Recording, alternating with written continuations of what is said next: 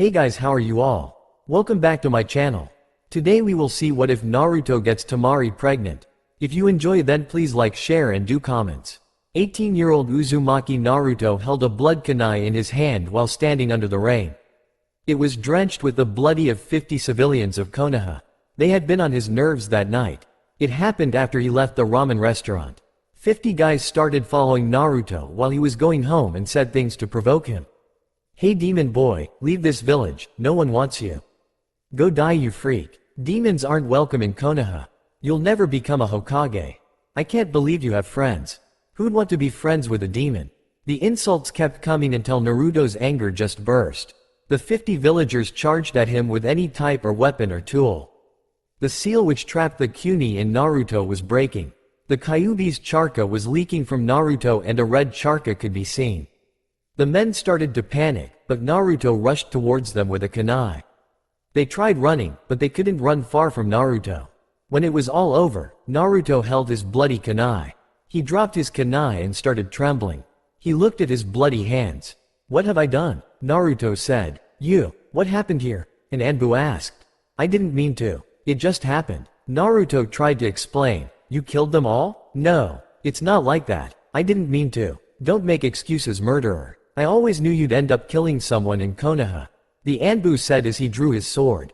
He jumped and swung his sword at Naruto, but Naruto dodged and pushed his kunai into the heart of the Anbu ninja. Naruto couldn't believe what he had done. He had just killed an Anbu. I have to run. If I don't, I'll be executed. In the hidden village of Sand, a very similar event was occurring. Gaara was standing in the middle of the street with his brother, Kankuro, and his sister, Temari. Gaara was being tormented by the villagers. Then a large mob came and tried to kill him, but the sand automatically killed them. The case cage came to the scene with all the Junins and Chunins available. Gaara, you've killed them all. You're no longer welcome in this village. Kill him, the case cage ordered. Wait, it's not his fault. They were provoking him, and the sand killed them, not Gaara. It was an automatic defense. Temari tried to explain. Unfortunately, it was futile. The Junins and Chunins threw their kunais and shurikens at Gaara. Temari parried them with her fan. We have to get out of here, Temari said. Kankuro stepped in front of Temari and Gaara. He pulled out his puppet and said to his sister and brother, get out of here. I'll keep these guys busy. But you'll get killed, Temari said. Just shut up and get Gaara out of here. I made a promise to Mom, and I'm gonna keep it. Now go, Kankuro said as he prepared to fight the ninjas of the hidden village of Sand. Temari tried to hide her tears, but she couldn't. She knew this would be the last time she'd see her brother. Goodbye, brother. Thank you. Yeah, whatever. Now get going. Gaara and Temari began to run as fast as they could while Kankuro tried to hold them off. He tried his best to buy them some time, but he was killed quickly and was unable to buy any time for his sister and brother. After seeing Gaara and Temari flee, the case cage quit pursuing them and labeled Gaara as an S-rank criminal. In Konoha, Tsunade and several Anbu stood over the many bodies of the villagers killed by Naruto. One of the Anbu picked up the kunai which was stuck in the chest of the dead Anbu and showed it to Tsunade. That kunai was different from the normal kunais. It was made of platinum. Naruto. Why? Tsunade whispered. It was Uzumaki Naruto. I officially declare him as an S-rank criminal. How do you know it's him? One of the Anbu asked. Tsunade showed him the kunai. This is the platinum kunai presented to the winner of the Chunin selection exam. He won, and I presented this to him. Send 2 Anbu teams to search for him. Damn it, I didn't want to kill them. But they got what was coming. Crap, Anbu. Naruto increased his speed. Where can I go now? I can stop by the hidden village of Sand and visit Gaara. Gaara and Temari had been running for hours until they reached the forest in the country of fire. They could no longer sense the sand ninjas, so they stopped and rested.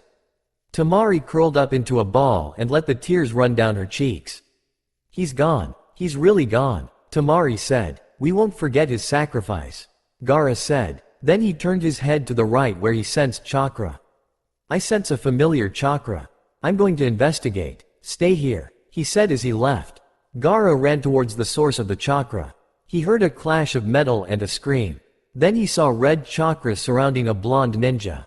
It was Naruto. He was fighting off a bunch of Anbu. Gaara went to help out. Rasengan. Naruto hit one of the Anbu with the technique that Jiraiya taught him. The Anbu screamed in pain and was left dead with a hole in his chest. This isn't the Naruto I know from 6 years ago. Desert funeral. Gaara killed 3 Anbu with that one technique. The rest of the Anbu fled. Naruto looked at Gaara with a smile. I was just on my way to visit you.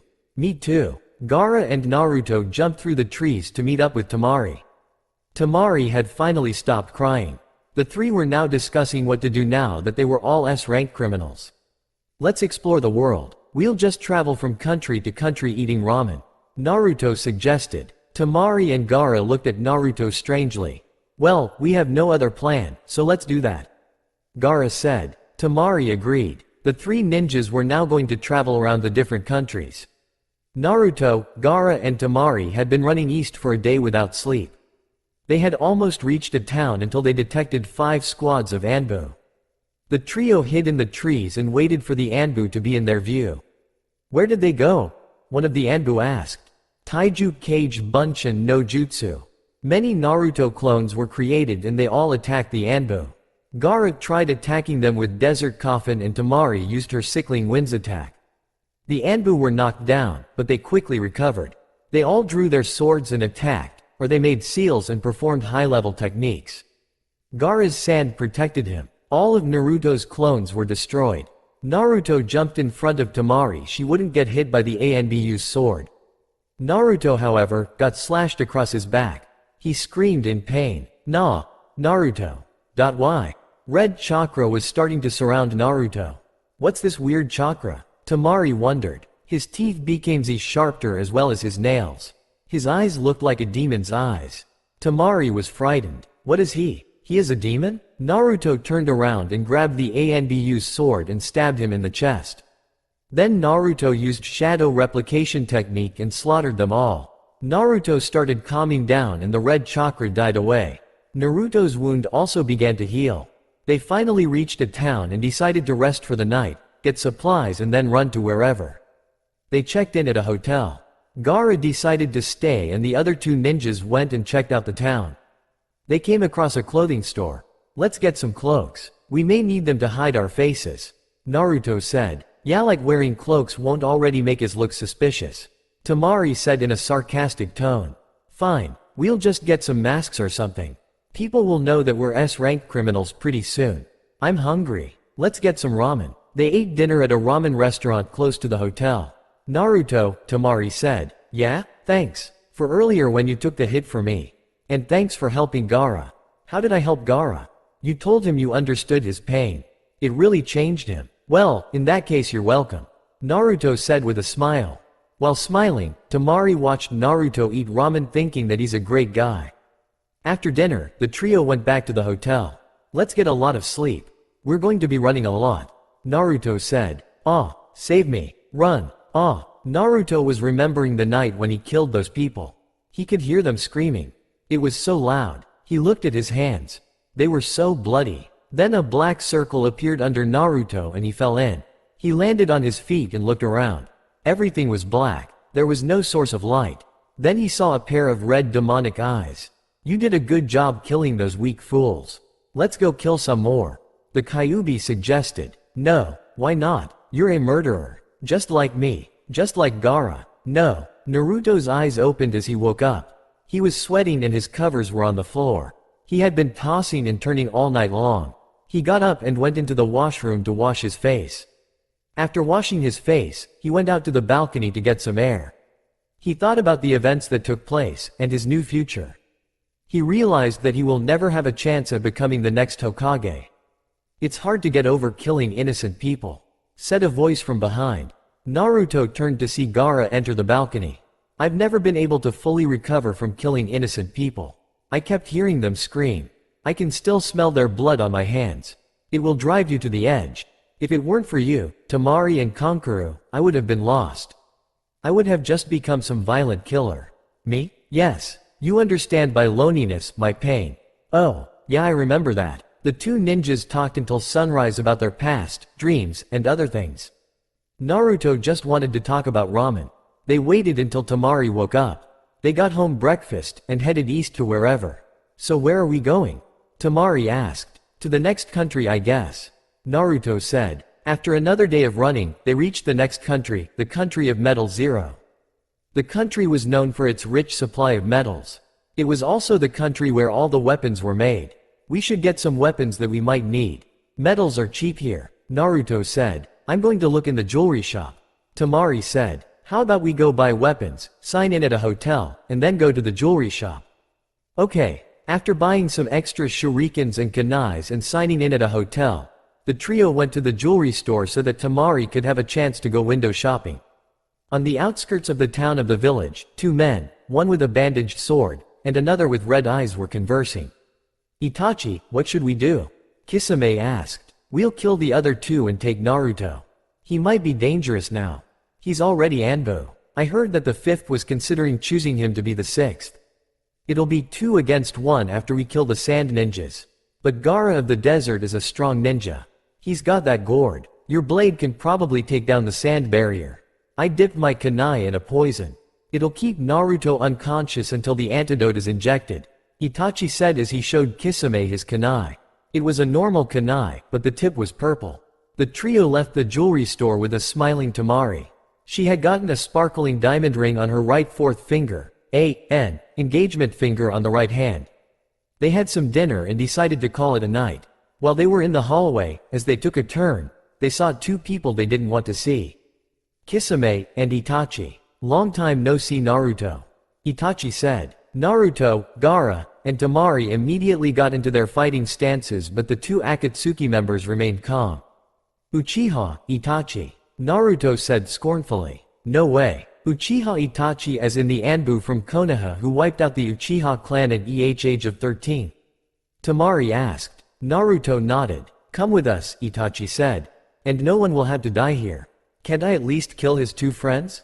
Kisame asked. No, I don't want to attract any unwanted attention. Now, Naruto, will you come with us peacefully, or will one of your friends have to die?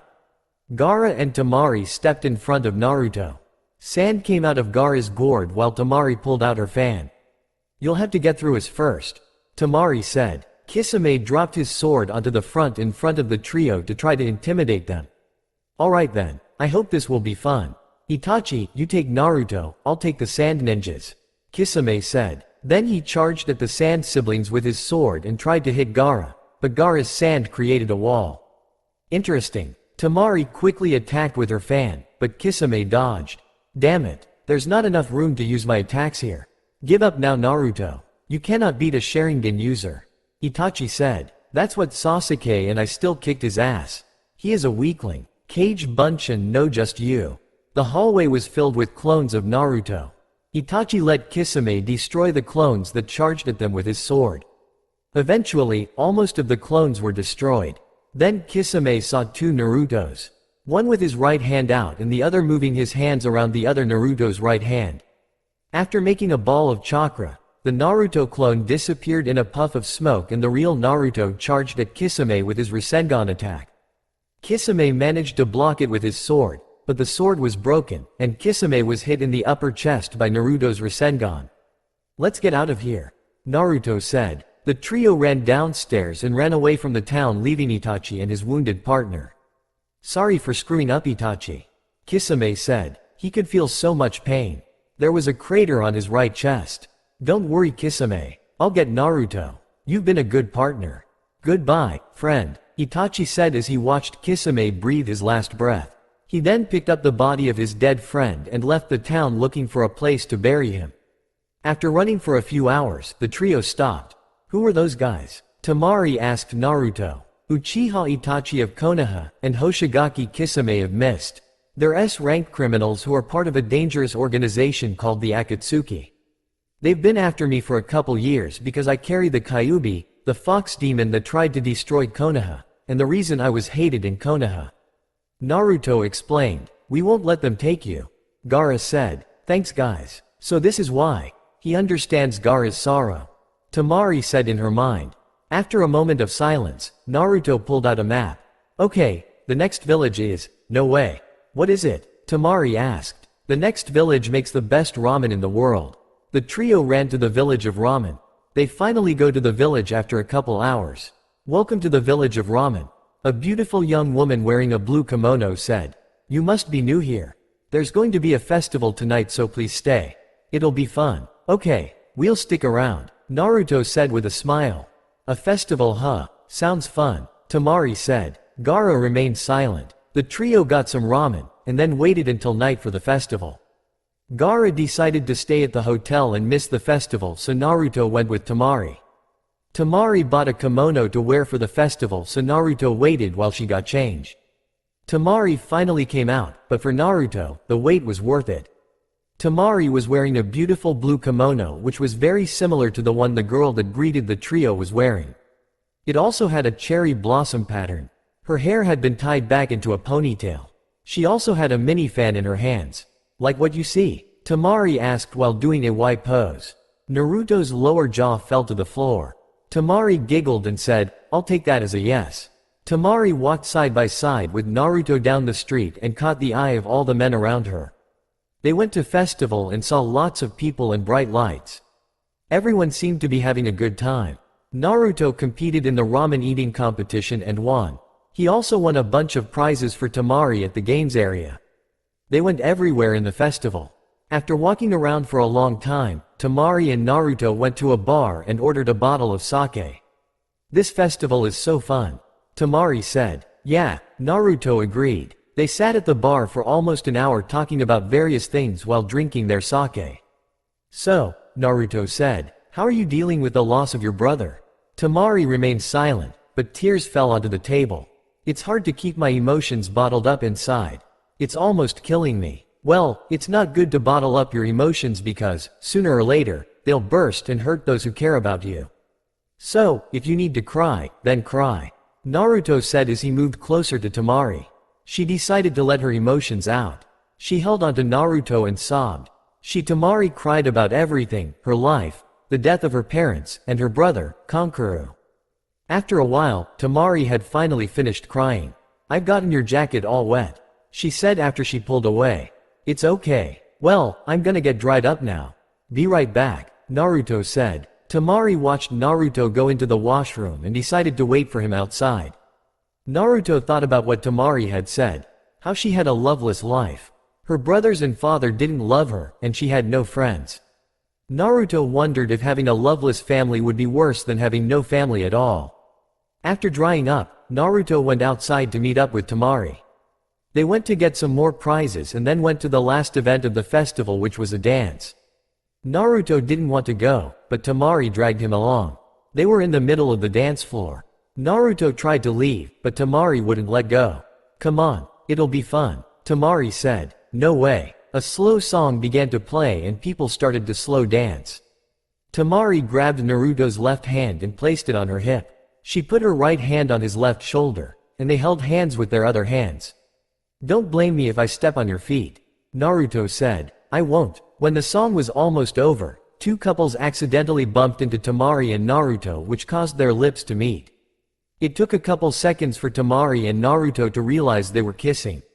However, neither of them tried to stop. In that instant, when Temari's lips met Naruto's, Temari forgot her sorrow and felt joy. Temari was disappointed by how her first kiss happened, but was content because of the quality of the kiss. The kiss was so good that she didn't want to end it. Her body, unfortunately, was disagreeing with her. Her lungs demanded oxygen. They finally separated, looked away and remained silent. Naruto began to say. That was nice, Temari said. Yeah, that was. Should we, go to the hotel now? Yeah, we should. The walk back was silent. They walked side by side, not looking at each other. Finally, Temari stopped and decided to say something. Okay, this has been too weird. It was an accident, right? Yeah, Naruto agreed. I mean, come on. It was a dance. People kiss. It was just a friendly kiss. Yeah, that's right, a friendly kiss. I mean, friends kiss, right? I guess, but it was an accident. It's not like we wanted to. Yeah, Temari said as she got to her room. Since rooms were cheap, but small, Temari got a room to herself. Naruto and Gaara's was across. Well, this is my room. I had fun tonight. Good night, Naruto, Temari said as she went in. Yeah, good night. Naruto went into his room and tried to get some sleep. However, he could not stop thinking about Temari and that kiss. He tried to think about ramen instead, but Temari was on his mind. He got up and decided to go speak with Temari since it wasn't really late. Gaara wasn't in the room. Naruto thought that Gaara was outside going for a walk since he could not sleep. Naruto tried to get some sleep, but Temari and the kiss that they shared kept coming to mind. He got up, put his clothes on, and went for a walk. It was late. Everyone had gone home and people were cleaning up. The street's lights and the moon were the only source of light around. Naruto tried to figure out what the feelings he was feeling were. An image of Temari came to his mind and wouldn't leave. He went to a 24-hour ramen stand. He ordered a bowl of pork barbecue ramen and a bottle of sake. Naruto poured some sake for himself and quickly wolfed down the ramen. "Do you ever stop eating ramen?" asked a familiar voice from behind. "Ramen is my favorite food, Gaara. I love it more than I used to love Konoha," Naruto said as he took a sip of sake. Gaara took a seat next to him, took a cup and held it out.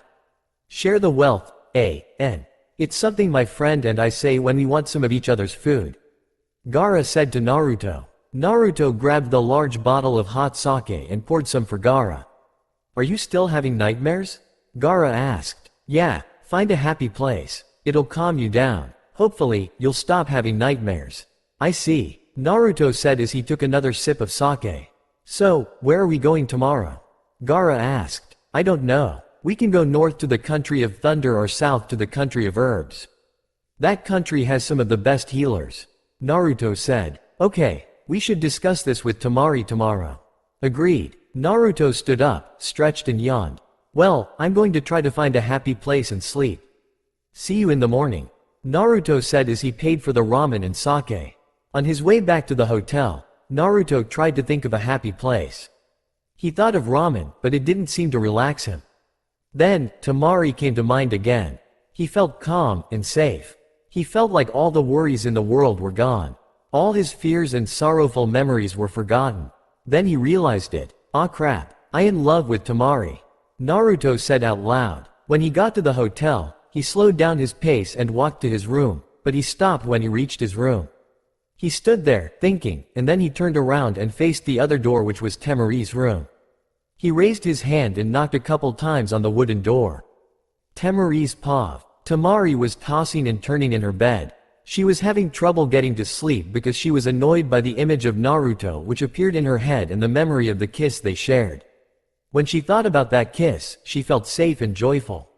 She felt all her fear and sorrowful memories go away. She lied down on her bed and looked up at the ceiling. Then she realized it. "Crap," Temari said. "I'm in love with Naruto," Temari said. Then she heard a knock on the door. She wondered who it was. She put on a robe and went to answer the door. Naruto was about to knock again, but Temari opened the door. Hi," Naruto said. Temari didn't say anything. Instead, she kissed Naruto. After pulling away, they took a breath and kissed again. This time, Naruto pulled Temari closer to him. While kissing Temari, he went into her room and closed the door when he got in. Use your imagination. Naruto woke up with the sun shining on his face. He looked left. He saw Temari sleeping peacefully and smiled. Temari finally woke up. She turned her head to Naruto. "Good morning, beautiful," Naruto said to her with a smile. "Good morning," Temari said back with a smile as well. "Last night was," Temari began say. "Amazing?" Naruto finished her sentence. "Yeah," Temari said. "So, what does this make us then?" Temari asked. Friends that have good? What about an intimate relationship? You mean like becoming a couple?" Naruto asked as he stared up at the ceiling with his hands behind his head. Temari moved closer to him and put her left hand on his chest. "Yeah, a couple. I've always wanted a boyfriend.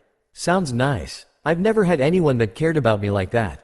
After the two lovers got dressed, they went to a cafe nearby to have breakfast with Gaara. During breakfast, Gaara noticed something weird going on between the two. "What's up with you two?" he asked. "Well, Gaara, we have something to tell you," Temari said. "What is it?" "Naruto and we're a couple now." Gaara raised his right eyebrow. "When did this happen?" "Last night. That was too much information.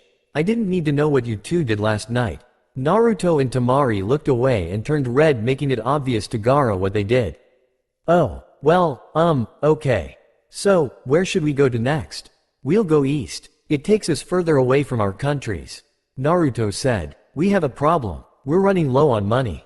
Gaara said, we should try to get a job. Naruto said, who's going to hire a bunch of S-rank criminals like us?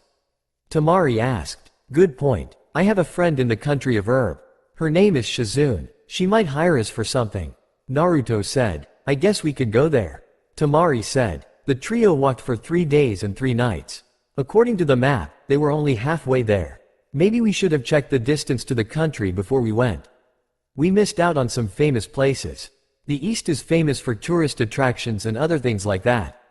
Temari said as she sat down drinking tea at a rest stop. Then let's stay at the next country. I think we could use a little relaxation time. Naruto said, good, because I desperately need to take a bath. Temari said, and get some new clothes. The trio arrived at the next town by nightfall. The next morning, after being well rested, they went their separate ways.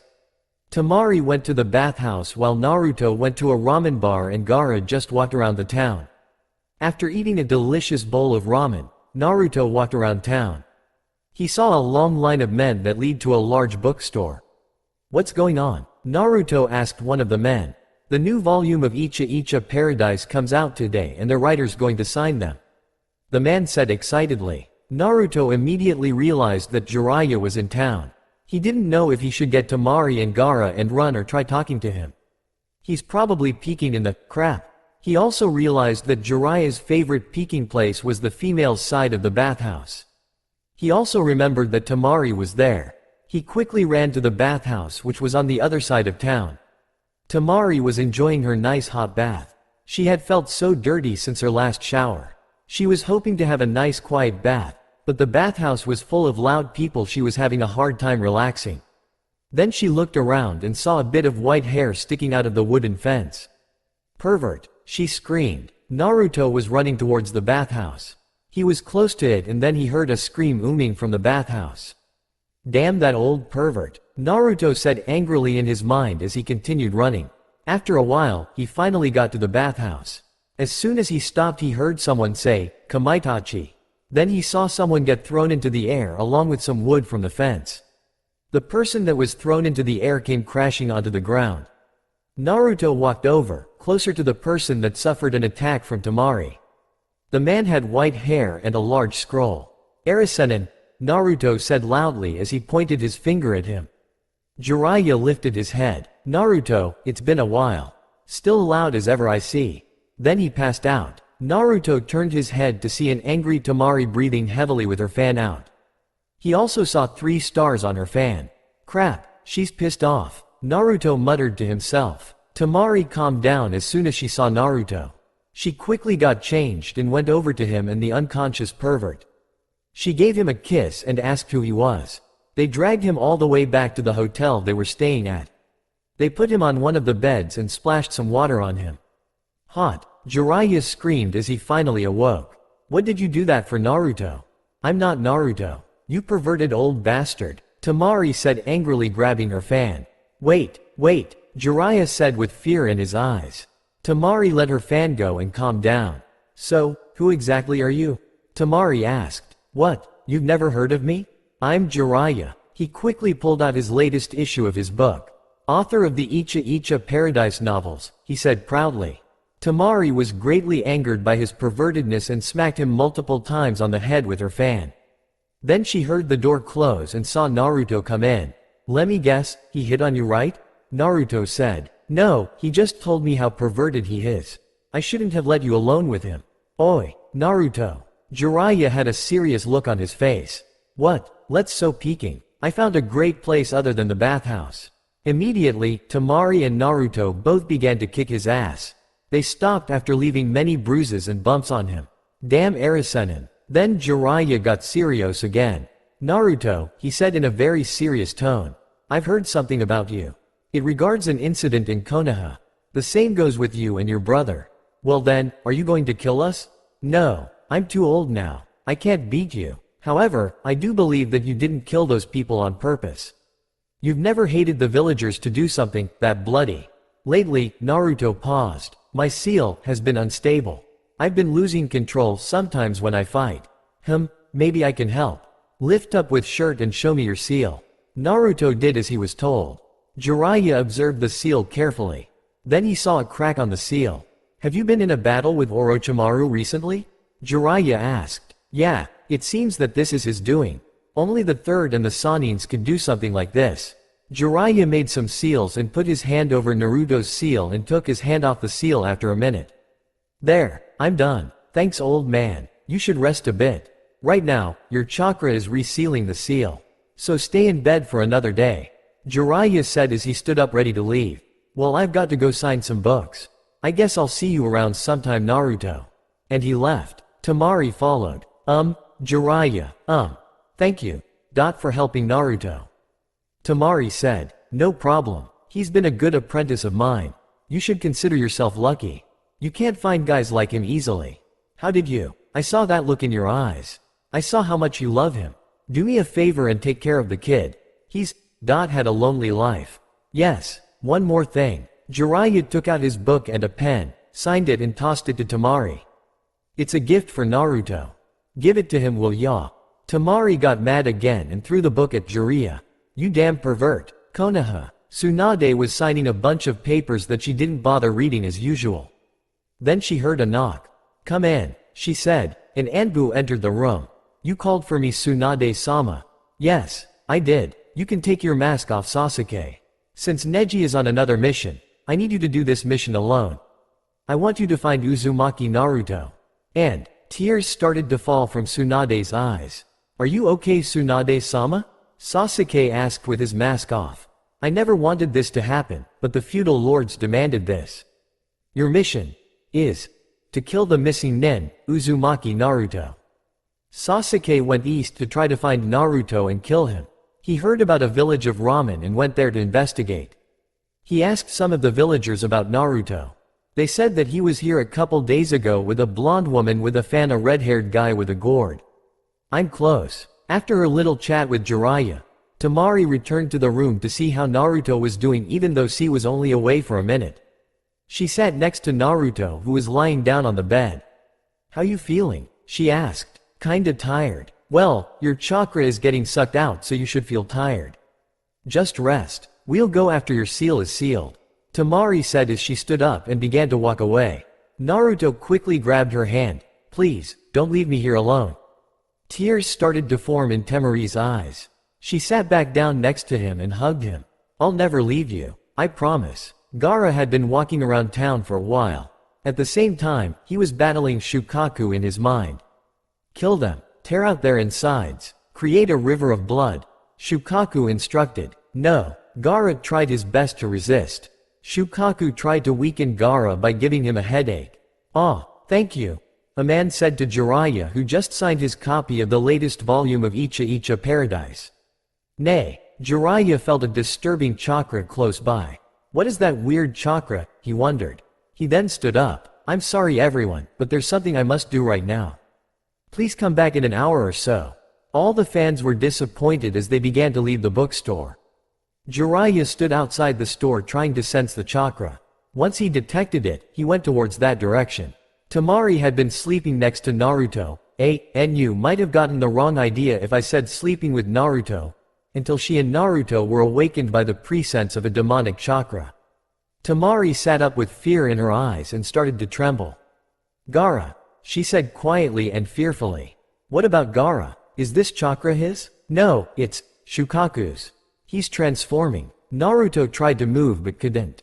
You stay here, Temari said as she grabbed her fan and ran out the door to Gaara's location. Temari ran in the direction of where the chakra came from. But while she was running, she felt that chakra disappear. When she finally found Gaara unconscious, and she also saw Jiraiya next to him, helping him up. Gaara, Temari called out, running towards him. He had a demon in him. I've sealed it now, Jiraiya informed her. Thanks again, Jiraiya. Jiraiya returned to the bookstore to sign more books and Temari took Gaara back to the hotel. She put Gaara on the other bed. What happened to him? Naruto asked. Jiraiya sealed Shukaku. Now, Gaara won't be bothered by him anymore. He can also sleep now, Temari said with smile. They rested for the rest of the day and next day, the trio began to travel once more. They had all become slightly happier since their meeting with Jiraiya. Naruto's seal was fixed, Shukaku was sealed, and Temari no longer had to fear that Gaara might lose control in her and others. Gaara finally got to sleep. It had been too long since he were walking at a steady pace, talking, laughing, having a good time. Then Naruto stopped dead in his tracks. "Come out, Uchiha." A black figure fell from the tree. It was Uchiha Itachi. "Naruto, I have no intention of hurting your friends. Come with me peacefully and they will not die." "Never," Naruto said as he got ready to fight.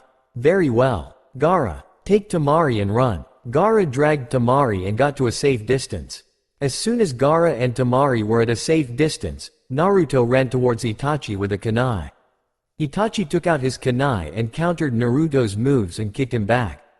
After Naruto quickly recovered from the kick, he tried to think of a strategy to beat him.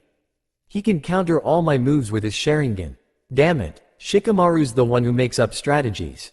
I could really use his help right now." Itachi pulled out some shurikens and threw them at Naruto. Cage Shuriken Bunshin no Jutsu. More shurikens appeared. Naruto dodged them all, but he fell for Itachi's trap. Naruto moved left to avoid the shurikens and Itachi had gone left with a poisoned kunai and slashed Naruto's left arm. "Surrender," Itachi warned Naruto. "How can I beat him?" Cage Bunshin no Jutsu. One Bunshin was made. Then Naruto created a ball of chakra. It's that technique again, the one that killed Kisame. Itachi ran towards Naruto to try to stop him from creating the ball of chakra, but it was too late. Itachi quickly moved back and his back hit a tree. "Shine!" Naruto yelled as he tried to hit Itachi with the Rasengan. Itachi dodged and Naruto's Rasengan hit the tree, creating a large hole which caused the tree to fall. "Damn it, I'll have to use it." Naruto quickly accessed the Kyuubi's chakra. Red chakra surrounded Naruto. Then Naruto charged at Itachi once more. "Gaara, we have to help him." Temari screamed at him. Gaara remained silent. Temari grabbed her fan and tried to run to Naruto to help him, but Gaara stopped her with her sand. "Gaara, we have to help him." Again, Gaara remained silent. Naruto and Itachi pulled out a kunai and held it with their right hand. They both slashed each other in various areas. Then they ran towards each other in a head-on collision. They both tried to stab each other, but they both used their left arm to hold back each other's right arms and avoid the kunai. Sasuke was asking the villagers of a village east of the country of fire about Naruto. Then he felt an enormous amount of chakra coming from the east. He quickly headed for the source of chakra. When he got closer, he saw two people fighting. It was Naruto and Itachi. He formed the seals required to use Chidori. As soon he was ready, he ran at his quickest speed. Both Naruto and Itachi noticed Sasuke coming at them from behind Naruto. Itachi used his Mengekyo Sharingan to paralyze Naruto so he would not be able to dodge Chidori. Naruto couldn't get himself to move his body. Crap, a paralysis technique. Temari watched as Naruto and Itachi fought each other. Then she saw Sasuke run towards Naruto and Itachi with Chidori. She remembered that move well. It was the only move that was ever able to hurt Gaara. "Naruto, run, hurry," she screamed, trying to warn him. At the last moment, Itachi moved right, but he couldn't move. He saw sand covering his feet. Sasuke raised his arm and thrusted his arm into Naruto and went through his right lung and hit Itachi as well. However, Itachi was able to move and little and managed to avoid a hit to his heart. Instead, the attack hit his collarbone and punctured his left lung in the process. I'm taking Bio 12 right now and my teacher's a bio geek, but she told us a lot of neat stuff. Sasuke pulled his bloody arm out. As soon as Sasuke pulled his arm out, Naruto collapsed. There was a hole on his chest the size of Sasuke's arm, which was from the Chidori attack that went through him and hurt Itachi. "Uchiha, Itachi, you're going to die here today," Sasuke said in a hateful tone as he began to activate his curse seal level 2. Sasuke and Itachi continued to stare at each other until Sasuke made the first move. He jumped back and threw some shurikens at Itachi, which he dodged easily. While Sasuke and Itachi were fighting, Gaara took the opportunity to escape. He used his sand to drag Naruto back. When Gaara's sand brought Naruto to him and Temari, Gaara covered the wound with his sand and carried him as he and Temari ran for the next village, leaving Sasuke and Itachi to fight each other. Temari and Gaara were running as fast as they could to get away from the Uchiha brothers and to the next town, which was famous for its healers. Shouldn't the demon's powers be healing him? Temari asked. Itachi must have poisoned him during the fight. We have to hurry. Naruto said he had a friend named Shizune in the next town. Let's look for her. Itachi and Sasuke stood a couple meters apart. You're going to die today, Itachi. Sasuke said scornfully. You're still weak. You are an Uchiha. You shouldn't be so weak. You've been depending on that disgusting curse seal given by that snake bastard. Shut up and die, Sasuke said as he charged at Itachi with another Chidori. Itachi waited for Sasuke to get closer. When Sasuke tried to hit him with Chidori, Itachi grabbed his arm, twisted it, breaking some bones in the process, and hit Sasuke in the heart with his own attack.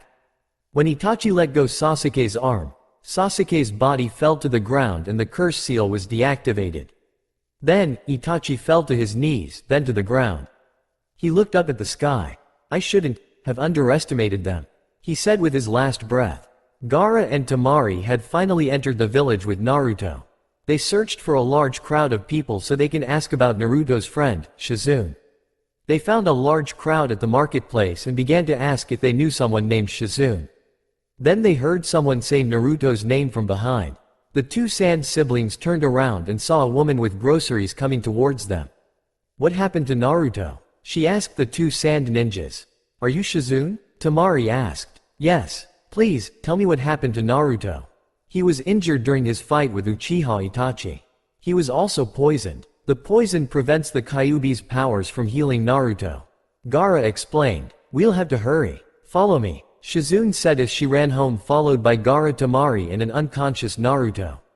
On the way, Shizune asked about Naruto's injuries.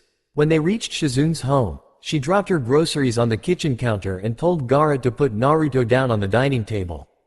Gaara did as he was instructed. She quickly examined Naruto's wounds and began to heal him. Then she noticed that his wounds weren't healing. Naruto's got an entire generation poison in his blood. He'll need an antidote, Shizune said. Then she went into a storage room full of a variety of liquids. What is this room? Temari asked as she looks at all the different liquids in awe.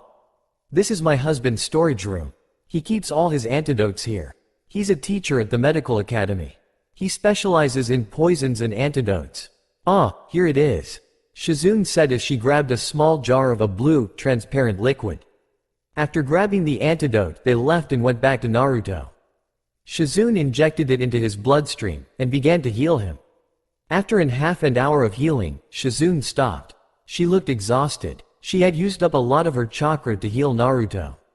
After a couple minutes, Naruto finally woke up.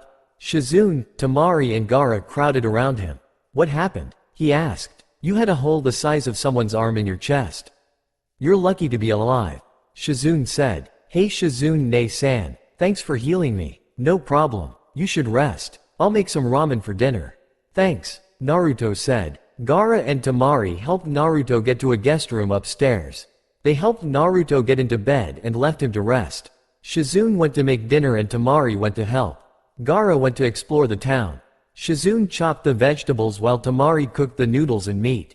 Thank you for healing Naruto, Temari said to Shizune. Don't worry about it. The food's almost done and my husband and son are coming home soon, so can you bring Naruto down to dinner? Shizune said with a smile. Sure. Naruto, wake up, Temari said. Naruto slowly opened his eyes and smiled at the beautiful face before him. Hey, he said. Hey, how are you feeling? Temari asked. I've been better. But it felt really weird when Sasuke's arm was in my chest. Creepy too. I'm sorry for making you worry. I just didn't want you to get hurt, Naruto said. It doesn't matter now. You're okay, so I'm glad. Let's go downstairs now. Dinner's ready. We're having ramen. Naruto immediately got up. Temari smiled and helped him get downstairs. After a while, Gaara returned, followed by Shizune's family. Her husband was a tall, black-haired young man whose name was Rado. Their son also had black hair and his name was Dan. They enjoyed a delicious ramen dinner and had a fun conversation too. Fortunately, Shizune's house was big and had enough guest rooms. Each of the trio slept in their own rooms. The next day, Shizune got up early to make a big breakfast for her family and guests. After making her breakfast, she went to wake up her family first, then her guests. After waking up her family, she proceeded to the other side of the hall to wake up her guests. While she was still in the hallway, Temari came out of the bathroom with looking sick. "Are you okay?" Shizune asked. "I'm not sure. I've been vomiting in the morning since yesterday." Temari said. "Well, I can check your health and see what's wrong after breakfast if you'd like." Shizune offered. Duh. Before Temari was able to thank Shizune, she rushed back into the washroom. "I wonder," Shizune thought. She then went into Naruto's room and woke him up. She also changed his bandages and left to wake Gaara up. After everyone was awake, they went downstairs to eat. There was a variety of food to eat. There was toast, eggs, bacon and fruit. Everyone started eating. Then they all stared at Temari, who was putting jam on her eggs and ketchup on her toast. "What?" she asked. "You're eating toast with ketchup, and eggs with jam," Naruto said. "So, I was right," Shizune thought. After breakfast, Shizune's son went to school and her husband went to work. Gaara went to buy some supplies for the journey to the next village while Naruto rested some more so that his wounds would heal quicker. Shizune took a small blood sample and told her that she'd have the results in a little while. Temari went upstairs to Naruto's room to see if he was awake. She walked down the hallway and entered the room where Naruto was staying in, and sat down on the bed. "Hey," he said. "Hey, what's wrong?" Naruto asked. "It's nothing. I is just feeling a little sick, so Shizune took a blood sample. I hope you'll get better soon. I think my wounds have finally healed." "That's good. I wonder where we should go next." Naruto sat up and gave her a kiss. "What was that for?" Temari asked. "Just felt like it." Then Temari kissed Naruto and he kissed her back until Shizune came into the room. "I'm sorry for interrupting," Shizune said. "Hey," Temari and Naruto said awkwardly. "Well Temari, I have the results of you're pregnant."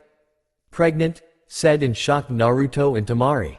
"Yes, you two are going to be parents," Shizune said, trying to give them the good or bad news.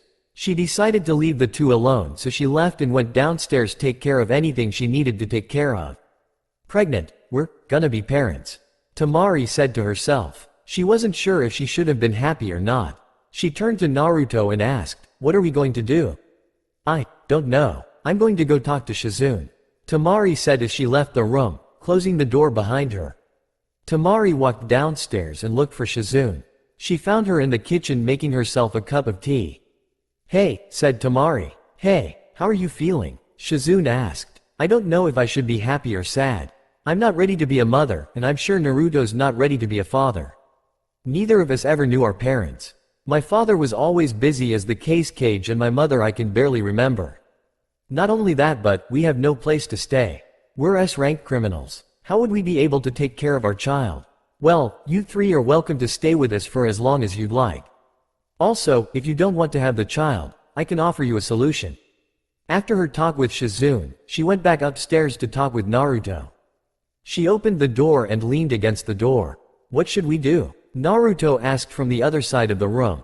"Naruto, I want to keep the baby. I'll understand if you don't want to have anything to do with this," Temari said with tears coming down from her eyes. Naruto got out of the bed and walked towards Temari. Then he embraced her with his arms and said, "I'll never leave you.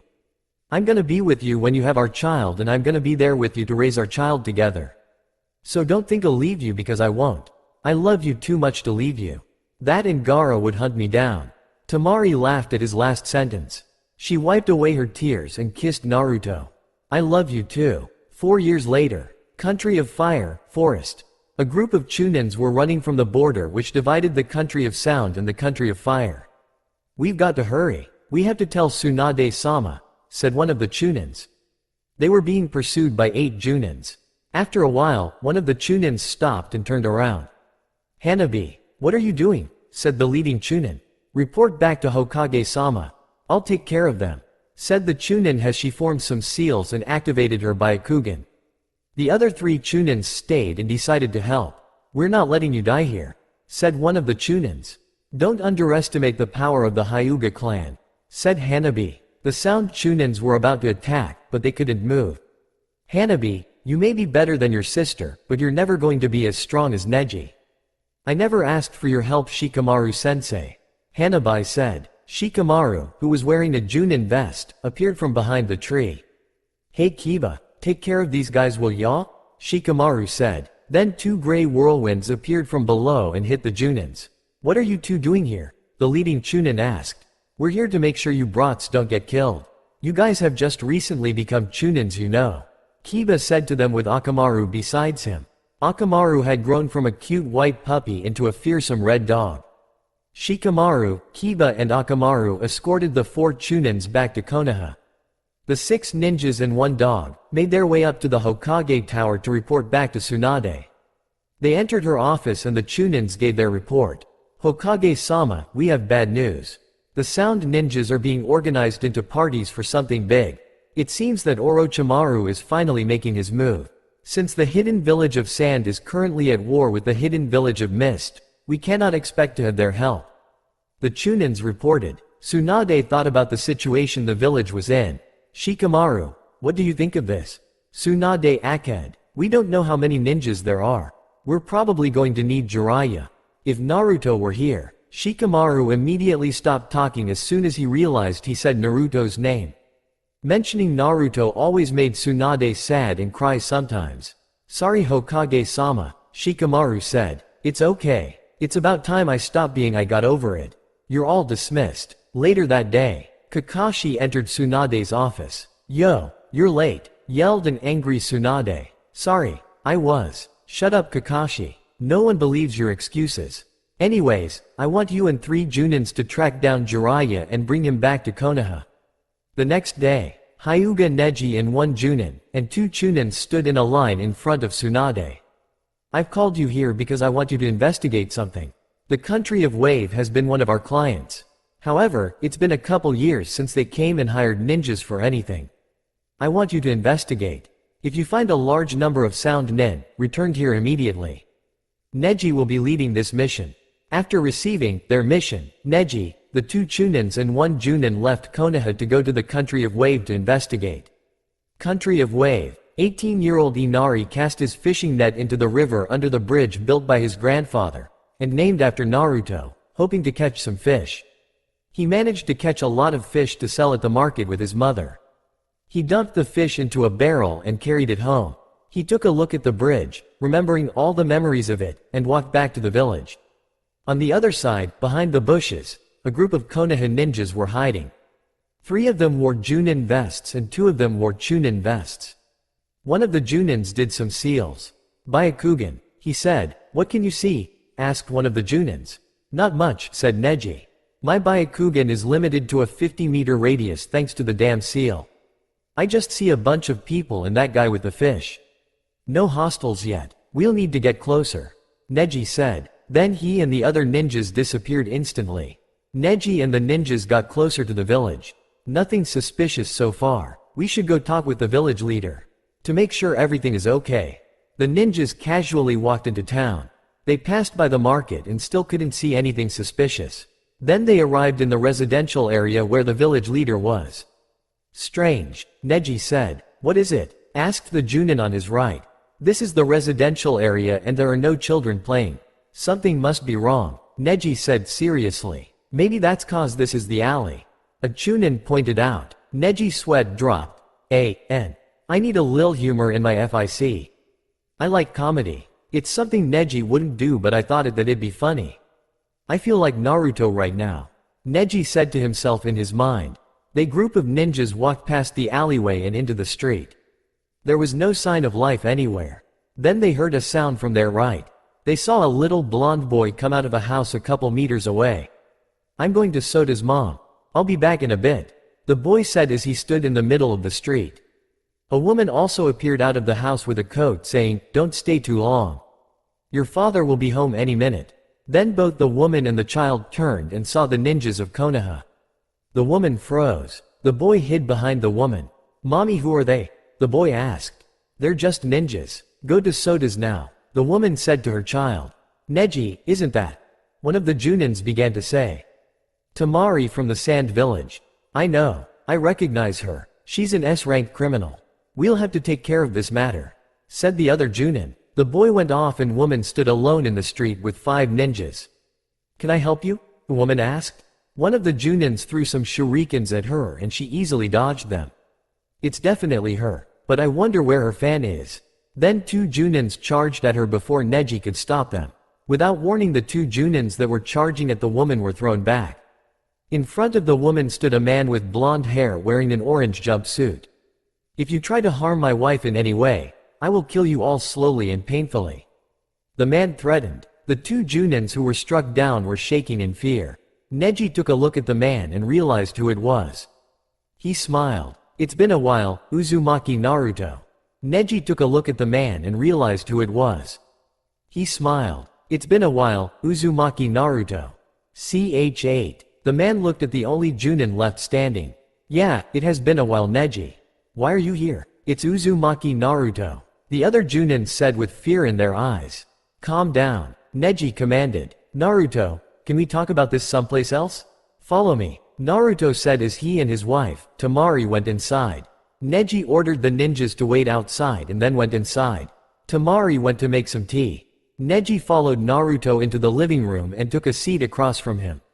So Neji, what are you doing here in a country like this? With 2 Junins and 2 Chunins? Naruto asked. Tsunade-sama sent us to investigate. The country of Wave hasn't hired ninjas for 4 years. She suspected that it might have something to do with sound and sent us. So the war's finally happening. Neji nodded. Temari came back with 3 cups of tea. She placed them on the coffee table and then took a seat next to Naruto. Neji picked up the hot cup of tea, took a sip and put the cup back down. So, you 2 are married now? And I assume that the kid is yours too. Yeah, a lot happened in 4 years. Indeed, there are some things I want to make sure of. Like what? Did you kill those civilians? And Sasuke too? I killed the civilians, but my seal was unstable at the time because of my fight with Orochimaru. As for Sasuke, no, I didn't kill him. He almost killed me, but I didn't kill him. Since you think he's dead, I assume Itachi killed him. This makes some sense now. I knew you wouldn't kill those civilians no matter what. It seems I was half right. Sasuke's disappearance also makes sense now. I thought you might have killed him, but I was wrong. So, what are you going to do now? Tell Tsunade that I'm here? I don't know if I'll say anything about you. I'll understand if you tell her. But I will kill anyone who tries to hurt my family or friends, even you and the others. Alright then, I'm off. Maybe I'll see you again, Neji said as he left. As soon as Neji came out of Naruto's house, one of the Junins asked what they talked about. Neji said it was private and they returned to Konoha. When they got back, they reported to Tsunade. How was your mission? Tsunade asked. There are no sound ninjas there. The village simply didn't need our help with anything. Neji reported. Anything else? No. Very W. Hokage-sama. One of the Junins became to say. Reiko. Neji said with murderous look. What is it? Tsunade asked. Be quiet, Neji. What are you hiding? I need to speak to Tsunade-sama alone. Leave, and don't say anything to anyone, Neji said. He waited for the Junins and Chunins to leave before he spoke. Tsunade-sama, the reason the country of Wave hasn't hired ninjas for the last couple years isn't because they didn't need help. It was because they had their own ninja. At least 2 to be exact. Most likely there is a third. Who were they? I believe that Gaara of the Sand is there. I have confirmed that Temari of Sand and Naruto are there. And Naruto? Yes. I've also spoken with him. It seems that he is not the one responsible for killing Sasuke. It was Itachi. Also, when he killed those people, his seal was unstable. That makes some sense now. I want you to go back and invite him here. I don't know if he would come. He wouldn't just leave his family to come back to the village that hated him. Family? Yes. He's married to Temari and they have a son. That's unexpected. Invite them too then. I'll give them a pass to come to the village.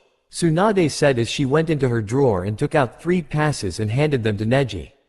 Tsunade-sama, are you going to ask Naruto to join us in the war? Yes. I just hope he's willing to help. Highly unlikely, but it's still worth asking. Neji arrived at the country of Wave by nightfall. He knocked on Naruto's door. Naruto's son, Ichigo, answered the door. Hi, is your father home? The boy nodded. May I come in? Neji asked. Ichigo, who is it? Said a familiar female voice from the house. It was Temari. She welcomed Neji in and he followed Ichigo and Temari to the dining room where Naruto was enjoying some sake with Gaara. They both turned to the door and saw Neji. "So you're back. Grab a chair," Naruto said. Neji pulled up a chair and took a seat next to Gaara. Temari sat across him. On her right was Naruto and on the left was Ichigo. "What did you tell Tsunade?" Naruto asked as he poured some sake for Neji. "Everything. I didn't want to mention you, but one of the Junins blabbed." "What did she say?" Neji pulled out 3 passes and showed it to Naruto. "She wants to meet you." Naruto took the passes. "Why 3? She also wants to meet your family. She doesn't hate you for what you did. She's been different ever since you left. I guess you were like a son to her." "I'll think about it. Why don't you stay for the night? It's too dark to go back now." "Alright, thanks." After Temari tucked Ichigo in, she prepared a guest room for Neji. Then she went back downstairs to talk with Naruto. "Do you think you'll go?" Temari asked. "Well, I would like to talk to Tsunade and get some ramen. I'd also like to show you and Ichigo around Konoha. I don't know. We're labeled as S-rank criminals. Besides, the people probably still hate you. It's not like they'll ever stop hating me." "Well, if you go, I'll go too. I'm sure Ichigo would love to go. He's always been stuck in this country. He's never had anywhere else to go." Temari went to bed ahead while Naruto went up to Neji's room to talk with him some more. He entered the room and took a seat on the floor. "How's the team?" Naruto asked. When Sasuke had left with the Sound 4, Naruto, Neji, Shikamaru, Choji, and Kiba were chosen to retrieve him. The mission was their first success as a new team. They get Sasuke back in this FIC. "We went our separate ways after you left. Hiyashi-sama trained me for a bit. Then I started going on missions again. Kiba and Shikamaru became Junins, quickly had some students, but they already made Chunin. Choji goes on a ranked missions unless he's training. I miss them. We made a great team, didn't we?" "Yes, we did. We may not have been called the Gonin 5. Sorta like Sanin thing for Orochimaru, Tsunade and Jiraiya. But we were definitely not a team to mess with." I've been thinking about the invitation," Naruto began to say. "You can think? I didn't know that was possible," Neji said with a smirk. "Anyways, I think I'll accept Tsunade's invitation. Also, I'm going to bring my family with me. But I will kill anyone who tries to harm my family." "Agreed. We'll leave tomorrow after breakfast." The next day, after a delicious breakfast, Neji, Naruto, Temari and Ichigo got ready to go. Gaara stayed behind because there were only 3 passes, and he had some work to do. After a long walk, they arrived at the outskirts of the village of Konoha. Then Neji, Naruto and Temari suddenly stopped. "What's wrong, mommy?" Ichigo asked. "I see 10. They're not that fast. Must be Chunins," Neji said. Then he tossed 2 kunais to Naruto and Temari. Temari guarded Ichigo while Naruto and Neji surrounded Temari and Ichigo so they wouldn't get hurt. Then the Chunin level ninjas arrived. They were sound. Neji and Naruto charged at the Chunins. A minute later, the Chunins were dead. After a little more walking, the group of 4 finally reached Konoha. There were 2 guards at the gate. "Neji," one of them called out. Then they saw Naruto and trembled in fear. "Calm down," Neji said. "He was invited here." Naruto and his family flashed the pass. "Yes sir. Don't tell anyone about them," Neji ordered. "We don't need an angry mob right now." Then he placed a genjutsu on Temari and Naruto. "Mom, you look different." Temari's face was changed, and her hair had grown down to her waist. Her eyes were changed to green.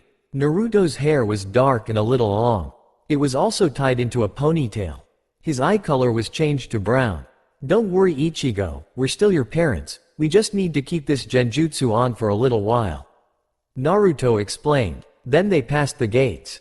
Naruto took a deep breath. Tadaima. Kakashi wiped the blood on his right cheek. He and his team had been ambushed by sound ninjas while they were searching for Jiraiya. He covered his Sharingan eye with his forehead protector and checked to see if anyone was alive. A group of 20 Junins had ambushed the group of Konoha Junins. Kakashi looked around hoping to find some of his team members. "Kakashi," said a voice from behind one of the many trees surrounding his area. It was Genma. He was carrying an injured Junin. "Where's Takada?" Kakashi asked. "Dead. You go on ahead. We'd just slow you down. We'll go back to the village and report the ambush. You go and get Jiraiya-sama. Will you two be alright by yourselves?" "Yeah, just go. We need Jiraiya-sama." "Alright, I hope you guys make it back to Konoha safely." Kakashi said as he left. Neji, Naruto, Temari and Ichigo managed to get to the Hokage's tower without drawing any attention. They walked down the corridor leading to Tsunade's office. "Ready, Naruto?" Neji asked. "I guess," Naruto said as he opened the door. The group of four entered the room and saw a pink-haired girl sitting across Tsunade. She turned her head and saw Neji, a woman, a man, and a little boy. Both Sakura and Tsunade stood up to greet them. "Hello, Naruto," Tsunade said. Naruto and Temari deactivated the genjutsu. "Hey, Bon." With a smile on her face, Sakura ran up to Naruto and hugged him. It took Naruto a moment to recover from his shock. He wasn't expecting Sakura to hug him. He thought that she thought Naruto was the one who killed Sasuke. After recovering from his shock, he hugged her. "I missed you, Naruto," she said as she pulled away after hugging him. "Hey, Sakura." Sakura looked at the woman standing beside him and a little boy holding her hand. "Who are these two, Naruto?" "My family. This is my wife, Temari, and my son, Ichigo." "Wife, son." "Yeah." Sakura crouched down and was now face to face with Naruto's son, Ichigo. She smiled and said, "Hi." Hi. She stood up and faced Naruto. "He's so cute. I'm sorry to break up the reunion, but I would like to talk to Naruto alone, please," Tsunade said. "Sakura, can you give Ichigo and Temari a tour of the village? I'm sure Ichigo would like to see Konoha." "Yes, Tsunade-sama." "Wait," said Naruto. "I'm not letting anyone take my family anywhere without me. I'll go with them," Neji offered. Naruto hesitated. "Just remember what I said about my family, Neji." "Don't worry." The new group of four left, leaving Naruto alone with Tsunade. "Have a seat." Naruto sat where Sakura was previously sitting. "How have you been?" Tsunade asked. "Fine. I met up with Shizune a couple years ago. She's doing well, in case you're wondering." "That's nice to know." "Naruto, Neji told me what about the incident. Also, I'm sorry I sent Sasuke to track you down. I was ordered to do so by the feudal lords. If Sound tries to harm my family, I'll join the war. If not, you're on your own. You read my mind. That wasn't the only reason I asked you to come. I did miss you. So did your friends. I miss them too. Naruto, if you help us fight the war, I can restore your citizenship of Konoha. But the people will still hate me. Not if you're Hokage. I don't care about being Hokage anymore. It was just a childish dream. Naruto, I'm going to choose a sixth soon. I want it to be you. I like the life I live in the country of Wave, but they don't have a ramen restaurant as good as the ones in Konoha." She got him. She knew he couldn't resist. "I'll think about it. However, you have to give citizenship to Temari, Ichigo and Gaara. Also, I want you to take off the criminal status off of us. It's better than a no. One more thing. Have you heard of the massacres that have gone on in various countries?" Tsunade asked. "Yeah, must be Orochimaru. The Akatsuki are secretive, unlike Orochimaru. I wonder what he's planning." Tsunade wondered. "Why don't you go out and visit your friends? I'm sure they'd like to see you. I'll go with you so that the villagers won't do anything stupid." Temari was holding Ichigo's hand as she walked with Sakura and Neji. Fortunately, no one really recognized or remembered Temari. The group of four walked all around Konoha and came to a stop at Ichiraku Ramen. "Hey Ichigo, do you want to eat some ramen? This place is the best," said Sakura. The little boy nodded. They entered the shop. "Welcome," said Ayane, the daughter of the owner. "Hey Neji. This is surprising. I only see you once a year with the others." "What's she talking about?" Temari asked. "Can you get us 4 barbecue pork ramen please, Ayane?" Neji ordered as he and the others sat down. "Every year, Shikamaru, Choji, Kiba and I come here for ramen. It started after our first mission as a team. Naruto was there too. Every year, we came and had a bowl of ramen to celebrate our team's first successful mission. We came even though Naruto left. We always ordered one more bowl hoping that Naruto would smell it and come back." Ayane came back with the ramen and the four began to eat. Naruto tried to avoid the stares and glares. Hey, that rhymed. He was receiving from the villagers as he walked side by side with Tsunade. "I wonder where they are," said Naruto as he looked around hoping to find his family. "Why don't we take a break? Let's go to Ichiraku. I'm sure you'd like some ramen," Tsunade suggested. "Liar. You just want some sake and a place to sit down," Naruto said. Tsunade smiled. "You know me too well." They went to Ichiraku where they finally met up with Sakura, Temari, Neji, and Ichigo. Naruto took a seat next to Temari. "Naruto," said the owner. "You're back. I've missed you. Business was awful without you." "Well, I'm back for now. So I'll have the usual 5 barbecue pork ramen coming right up," as he began to make a bowl of ramen for Naruto. "Hey Ichigo, do you like the ramen?" Sakura asked. Ichigo nodded with the biggest grin ever. He had already finished 2 bowls. "He's definitely your son Naruto," Neji said. After enjoying the afternoon at Ichiraku Ramen, Naruto and his family decided that it was time to leave and go back to the village. Tsunade, Sakura, and Neji escorted Naruto and his family to the gates of Konoha. "I hope to see you again, Naruto," Tsunade said to him. "Maybe. Bye," Naruto said as he waved to his friends. Then he began walking home with his wife and son. "Naruto, watch out," Neji warned. A dozen shurikens appeared from the forest. Neji and Sakura threw their own shurikens to counter the ones thrown at Naruto and his family. 10 sound ninjas appeared from where the shurikens came from and charged at Ichigo and Temari. Naruto knocked 6 of them down, but the other 4 got past him. Sakura quickly took out 2 while Neji took out the last 2 just before they were about to harm Ichigo and Temari. "Are you alright?" Naruto asked his family. "Yeah, we're fine." Tsunade, Naruto turned to face her. "I accept your offer." The trip back to the country of Wave was silent and uncomfortable. Both Temari and Naruto said nothing to each other and kept quiet. Only Ichigo and the forest which surrounded them made a type of sound. After the long walk, the Uzumaki family finally reached the bridge. There awaited Gaara. "How did it go?" Gaara asked. Temari grabbed Ichigo's hand and walked past Gaara not saying anything. "What did you do?" he asked Naruto. "I joined Konoha in their war against Sound." "Oh, that explains it. I assume Sound tried to attack Temari or Ichigo." "Yeah, what is she offering you?" "She'll remove our criminal statuses and give us citizenship in Konoha. Also, she offered me the position as the 6th Hokage." "I thought you gave up that dream." "I did. I don't care about being Hokage anymore. My family is all that matters." "So when are you leaving?" "Tomorrow." "Should I go with you?" "No. I need you to protect them and this village. Also, I need you to stop Temari from coming to Konoha to try to help. It's too dangerous for her." "Alright, but you better come back alive. Temari won't be able to handle it if you die. And she's got a son to look after too. I don't plan on dying anytime soon." Before they knew it, they had reached their home. Temari went into the kitchen and began making dinner while Ichigo went to play. After a silent dinner, Temari did the dishes. She went upstairs and stayed there. Naruto sat across Gaara on the dining table. "I've never seen her this mad," Naruto said. "That's because you've never done something like this. Gaara, I need you to take care of them if I don't come back." "You're coming back, so don't worry about it." "I'm just saying that." "I will. Don't worry. Just come back." "Good." Naruto got up from his seat and walked to his room slowly. He passed by Gaara and went through the living room.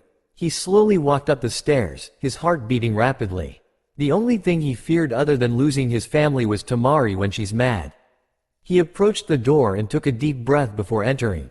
Temari's paw. Temari sat on the bed curled up in a ball, crying her eyes out. She was worried she might lose Naruto like she almost lost him when he fought Itachi. She heard the door open and immediately grabbed a kunai from the drawer and threw it at the door. Naruto's paw. Just as Naruto entered the room, a kunai was thrown at him. He managed to catch it. "You should watch where you throw these." "What if it was Ichigo?" "I aimed for your head and Ichigo isn't even 4 feet. Temari said. "Can we talk?" Naruto asked as he got closer to Temari. "There's nothing to talk about," Temari said. "This is something I've got to do." "Why? You don't need to fight. You're not part of Konoha anymore. So why do you have to fight?" "I already told Tsunade that I'd help, and I don't take my words back. Besides, my friends are there. I can't let them fight alone. I can't let them die. Also, I want to get rid of Orochimaru so I won't have to worry about him trying to harm you and Ichigo." "Why would he come after us?" "Because I've screwed up his plans many times already. I'm sure he'd like to get back at me. I almost lost you once. I don't want it to happen again." Naruto sat on the bed next to her. Temari moved away from him. "Go sleep downstairs. I don't want to be near you right now," Temari said to Naruto without looking at him. Naruto got off the bed and walked to the door. He stopped at the door and turned to Temari. I love you. Then he left. If you love me, you wouldn't leave me. Temari said quietly after Naruto left the room. Soon after Naruto left, Ichigo came in. He was wearing his blue pajamas and had a teddy bear in his arms. What's wrong, mommy? Ichigo asked. Temari wiped the tears on her face. Nothing. Ichigo got onto the bed and sat next to Temari.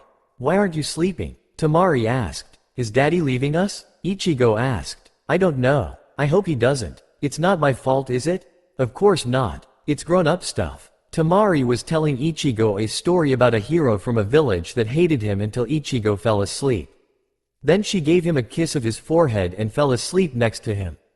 The next morning, Naruto woke up and began packing. He had to sleep on the couch because of his argument with Temari the previous night. He walked back upstairs and opened the door. He saw High Wife and his son. He saw what he thought was a beautiful sight. Then Temari woke up and quietly got out of bed, trying not to wake up Ichigo. Temari left the room and went downstairs with Naruto.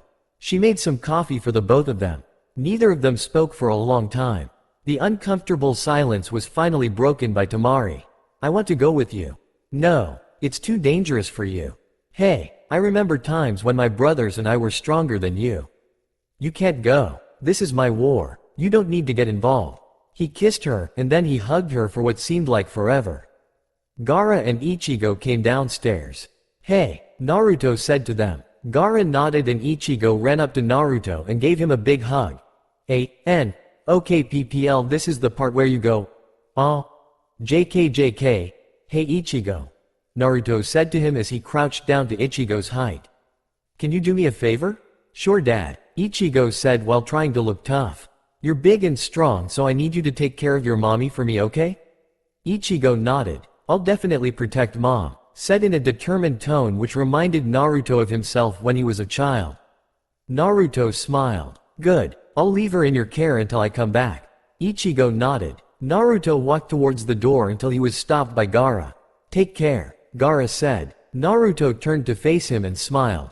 You're talking as if I'm going to die. I'll be back, okay? Don't worry. Then Naruto turned around and exited his house. As he began to walk to the bridge by himself, Temari came out of the house with her fan. Gaara and Ichigo followed. Wait, Temari said. I'm going with you. No, you can't go. I've already told you that this is my war. You can't stop me from going. Looks like I have no choice. Naruto walked up to her. He hugged her, then kissed her. I love you. Sorry, he whispered into Temari's ear before knocking her unconscious. Naruto grabbed her before she fell and handed her to Gaara. She'll wake up in a day or two. Take care of her. Make sure she doesn't come to Konoha. It's too dangerous for her. Oh, and I won't be coming back until she's not so pissed off. So, send me a message when she's not angry. She's scary when she's angry. So the great Uzumaki Naruto is afraid of his wife. Gaara said with an amused look on his face. Tell anyone and you die. Then Naruto began to walk to the bridge. When he got to the bridge, he saw a large crowd. It was the villagers. They had come to say goodbye and to wish him luck. They cheered for him. Good luck, Naruto. Come back soon. Go kick some butt. Naruto passed through the group of people and waved at them as he crossed the bridge which was named after him. He then began his journey back to Konoha. Tsunade was in a meeting with the elders of Konoha as well as some Junins. They were discussing strategies for the war against Sound. Shikamaru was explaining some strategic plans he had for the war. They had spies within Sound. They found out that Sound was going to attack Konoha like they had done 10 years ago. Is there anything else someone would like to say before this meeting is over? Asked one of the elders. Yes, Tsunade said. I intend on choosing a Rokudame. I will choose Naruto to be the next Hokage. One of the elders slammed his fist onto the round table. That's absurd. We can't let that monster become the next Hokage. It's my decision. I just thought I'd let you all know before he becomes Hokage. Tsunade yelled. One problem, said another member of the council. It was Neji. Hiyashi was away on a mission and Neji had to take his place in the meeting. Uzumaki Naruto would never accept the position of Hokage. At least, not anymore. He's got his family in the country of Wave, and he's given up that dream. Tsunade had a sad face. She was hoping he would become the next Hokage. If no one has anything else to say, this meeting is over. We should make preparations for the war as soon as possible. Shikamaru, set up the defense perimeter. The meeting was over and began to leave the room. Shikamaru left to begin preparations for the war while Neji went to scout the area outside Konoha. Tsunade wandered around the village. She saw that the villagers were happy even when they were threatened with war. She found a bar and had a couple bottles of sake. She sat alone, with a bottle of sake. She missed the old days when Shizune used to tell her she shouldn't be drinking so much and when Naruto was just a kid with the dream of becoming the next Hokage. I miss the good old days. Naruto walked under the brightly shining sun. Then he heard Neji call out his name. He looked up. Neji came down from the trees. "Hey Neji, what are you doing here?" "I'm scouting." "So you're going to help us?"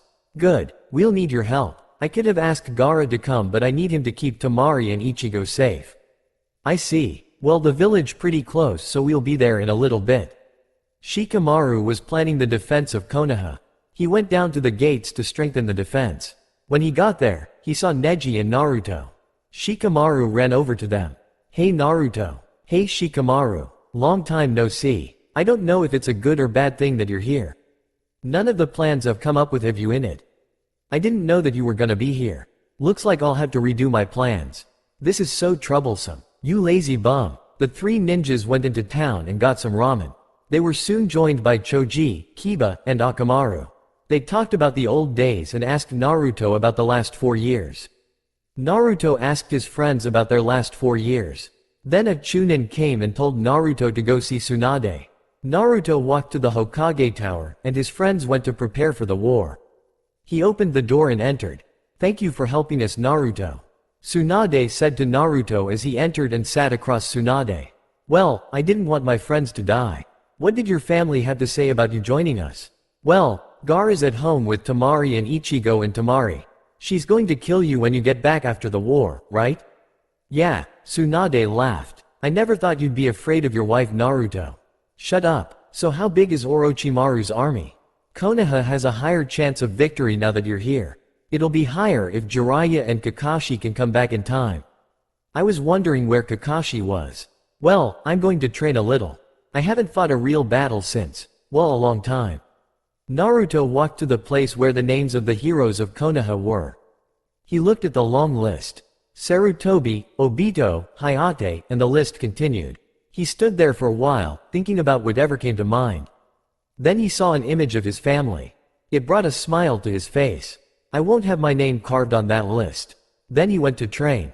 Kiba was out on a walk with Akamaru, and his girlfriend, Hinata. Both of them grew in height. Kiba no longer wore his jacket.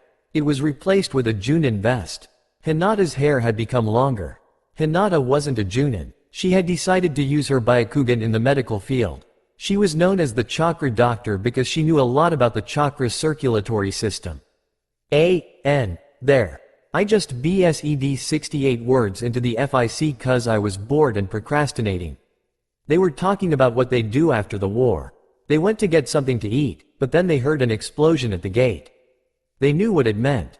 Sound had finally attacked. Kiba gave Hinata a kiss and then ran to the gate with Akamaru.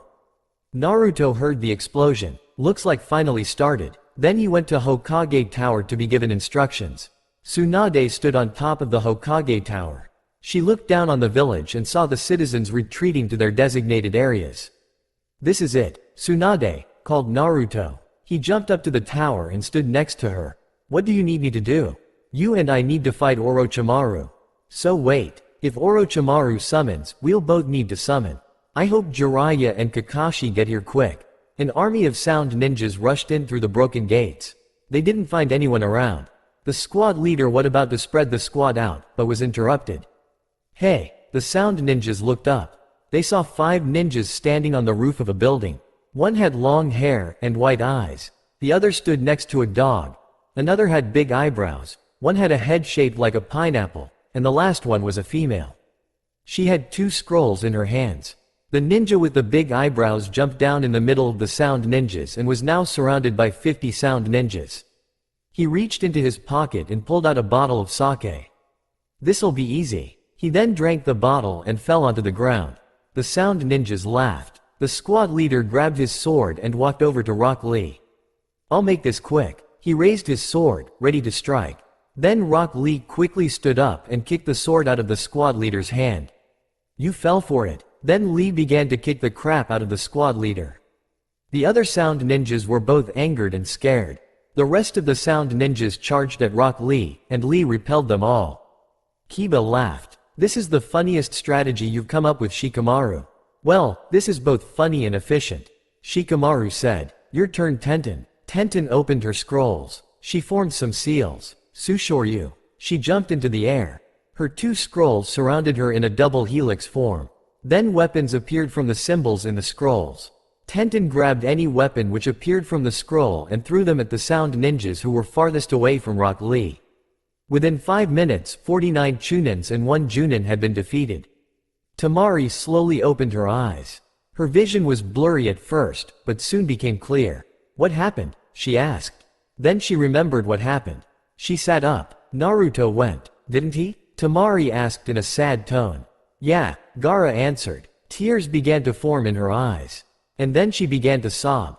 He'll be back, don't worry. Jiraiya, Kakashi, and 3 other Junins were on their way back to Konoha. It took the group 2 days to find Jiraiya.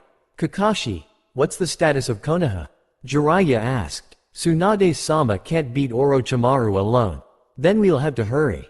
The Konoha ninjas increased their speed, hoping to get to Konoha in time. The Sound Army was rushing into Konoha. Orochimaru was behind the Sound Army. He was accompanied by 2 male ninjas. Then Kabuto came. Orochimaru-sama, it seems that our first squadron has been defeated. Kabuto reported. Those weaklings. At least they were able to break through the gate. Now, send in all the troops. Destroy Konoha and kill everyone. Orochimaru ordered. All the sound ninjas rushed in. Shikamaru, Kiba, Neji, and Tenten looked down and saw a drunken Lee kicking or punching anyone within range. Then they saw the sound army rush in. Well, it looks like it's time to get serious, said Shikamaru as he waved a flag. Hey guys, let's have a little competition, Kiba suggested. Oh, I'm listening, said Tenten. Let's see how many of them we can kill. Whoever kills the least has to buy us dinner after this battle, Kiba said with a grin. Alright then, said Neji. Then he quickly jumped down to start fighting the sound ninjas as they came in, while keeping his distance from Lee. Hey, no fair. I didn't say start. Kiba yelled at him. Let's go, Akamaru. Then he and Akamaru, followed by Tenten, jumped down to kill as many sound ninjas as they could.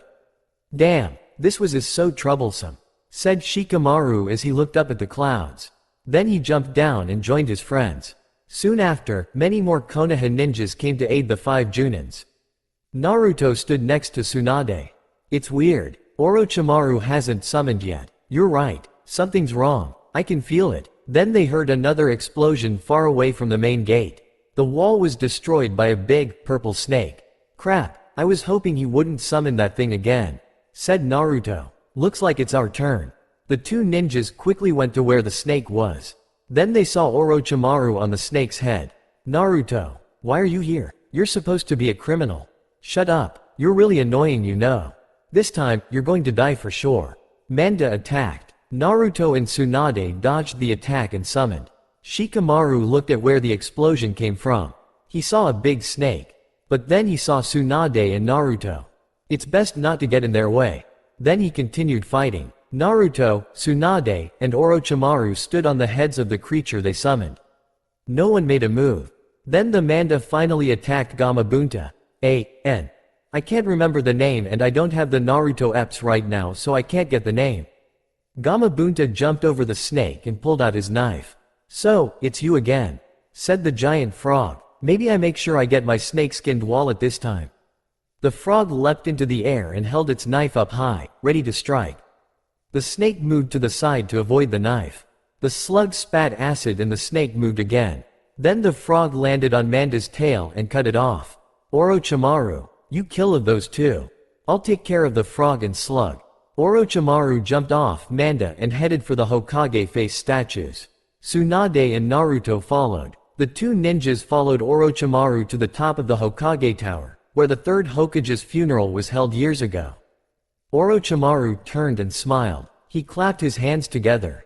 Kachiyose, Edo Tensai. Then a small vortex appeared from the ground, and a casket rose from the vortex. Then a second one rose. And then a third one. You will die here, said Orochimaru as he smiled. No, you will die here, Orochimaru, said a voice from behind Naruto and Tsunade. They turned around and saw Jiraiya, the most perverted ninja of Konoha. Jiraiya ran towards Sarutobi with a Rasengan. Sarutobi waited till Jiraiya was closer. When Jiraiya was 2 meters away, Sarutobi tried to jump, but he couldn't move his legs. He quickly looked down and saw a clone of Jiraiya keeping his feet bound to the ground.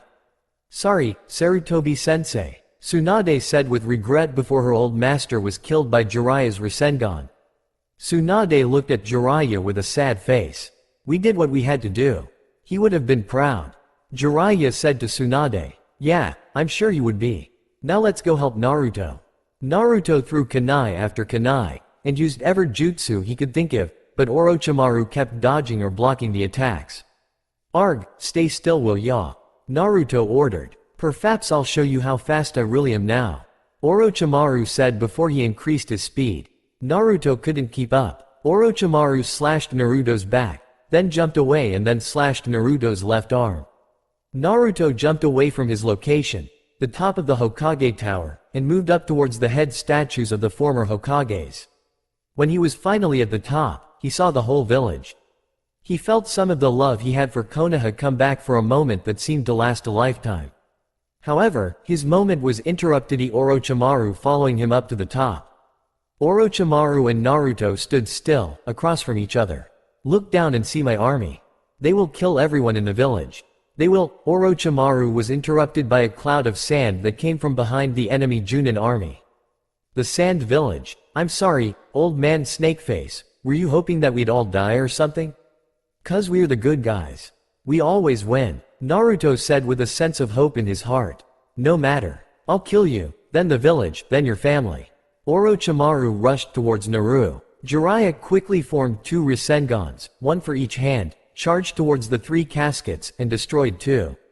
Before he could form a 3rd Rasengan for the last casket, the casket opened, and Jiraiya jumped away. Smoke came out of the casket. When the smoke cleared, they saw the 3rd Hokage, Sarutobi. Looks like we're having a reunion, Orochimaru said. The teacher and his students together again after such a long time. Orochimaru took out a tagged kunai and inserted it into Sarutobi. Sarutobi's eyes became emotionless, as if he had become an empty shell. What have you done to him? Tsunade said in a loud and angry tone. What I did to the 1st and 2nd Hokage the last time I came to Konoha. Orochimaru answered calmly. Now, Sarutobi, my puppet, go kill them.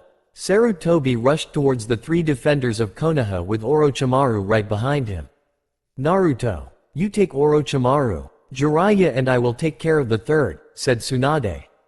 Naruto nodded. Back in the country of Wave, Temari paced around the living room, while Gaara sat still. He'll be alright. He can take care of himself.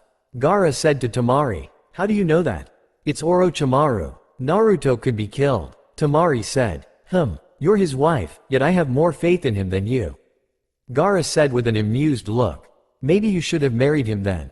Temari said with a small smile. I'd rather marry a woman. Gaara said. Then he stood up and walked towards the door. Where are you going? Temari asked. Our home village. Gaara answered. I want to see if I can get some reinforcements to help Konoha. I'm coming with you. I can't just stay here while my husband and my brother are doing something dangerous. Temari said, and she grabbed her giant fan and walked towards the door. Before Gaara could answer, Ichigo blocked Temari's path. You can't go, mommy. Dad told me not to let you leave, and to protect you, so you can't leave. Besides, I can't make food, and I'm hungry, said the child. Just stay here and be safe. This is what Naruto would want. You would just distract Naruto if you went to help him, and I don't want to be burdened with protecting you if Sand decided to try to kill his criminals, said Gaara. He stepped outside the house and turned around towards his sister and nephew. I promise to bring him back safely. Gaara slowly closed the door, and began to run towards the direction of the hidden sand village. Naruto and Orochimaru faced each other. Naruto was waiting for Orochimaru to make his move. He kept his eye on Orochimaru while he tried to analyze the situation. He's just standing there. What is he waiting for? It's not like he's got any backup, he thought, and then it hit him. Naruto quickly turned back to see the Konoha army fighting the Sound Ninjas. But there were so few ninjas, and most were dead. It can't be this easy, he thought. Then he quickly turned back to Orochimaru, but he was gone. Naruto scanned his surroundings to try to find him. He saw his old master, Jiraiya, and the 5th Hokage, Tsunade, fighting the 3rd. Then he looked up and saw Orochimaru coming down with a sword pointed at him. He quickly jumped away and landing on a rooftop. That was close. Orochimaru said, "It seems that you've gotten better. I had expected you to have dulled somewhat since you gave up your life as a ninja. By now, I assume that you've realized my army is too small." Orochimaru's eyes pointed to the east, opposite of where the Konoha and Sound ninjas were fighting. Naruto turned his head to the east. In the distance he saw something headed towards Konoha. It was an army. A much larger army that outnumbered Konoha 2-1, and they were headed for the civilian hideouts. Then, Naruto heard chatter in the earpiece radio. "All units. There's a large number of ninjas coming from the opposite side. All Junins regroup on the east side. Everyone else assist them once the Sound ninjas on the west wall are taken care of," Shikamaru said through the radio. Naruto looked east and saw a large army inbound for Konoha. He looked west and saw Junins going east to engage the ninjas coming to reinforce Orochimaru. "My new army is made of Junins. Konoha will fall," Orochimaru said with a sense of victory. Gaara was running in the desert. All that surrounded him was rocks and sand. He slowed down and stopped once he reached an area.